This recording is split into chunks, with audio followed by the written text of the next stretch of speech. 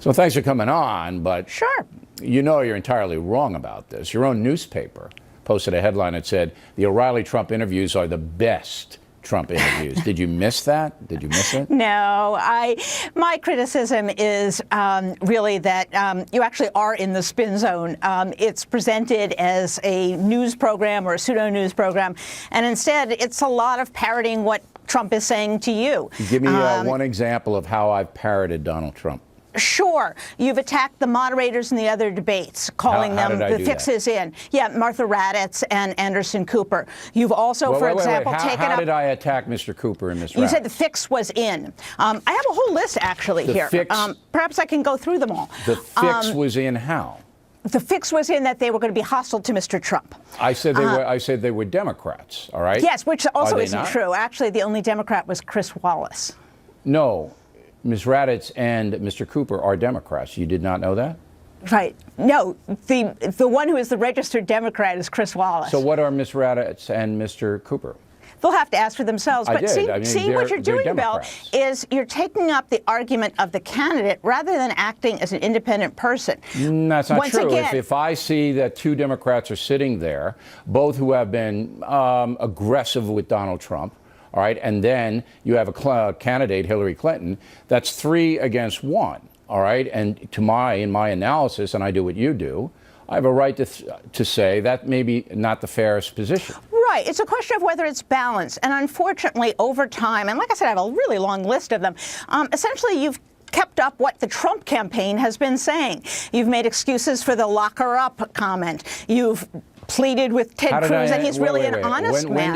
When did I make excuses for lock her up? What did I exactly say? Let's see. That would have been on, let's see if I have the date exactly. It would have been on, lock her up would have been on in April and also in August. In October, if you remember, Charles Krauthammer came on and had a very vigorous argument. Wait a minute. What did I say about in April and August? What exactly did I say? Right. Well, we can go through all of them. No, I want that one. Which one in particular?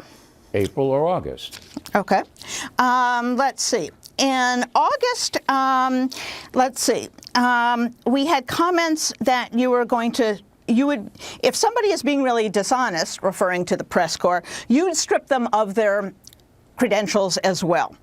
Doesn't sound like an independent thing. That doesn't have anything to do with lock them up. You are ill prepared for this interview, Ms. Rubin. No, I'm not. I have a whole list here. Ms. Rubin, I have just given you a minute where you've hemmed and hawed. You said you said I justified a comment, lock her up. You can't point to it, and then you pivot to something else. Yes, you are ill prepared for this, and this is the point I want to make. Bill. This is the point I want to make. Your column and blog are fraud. We have been tough on Trump here, and I'm going to roll some tape. No, it's not. Oh, you play this little montage for all your guests. It shows the 3 things that you said mean about him.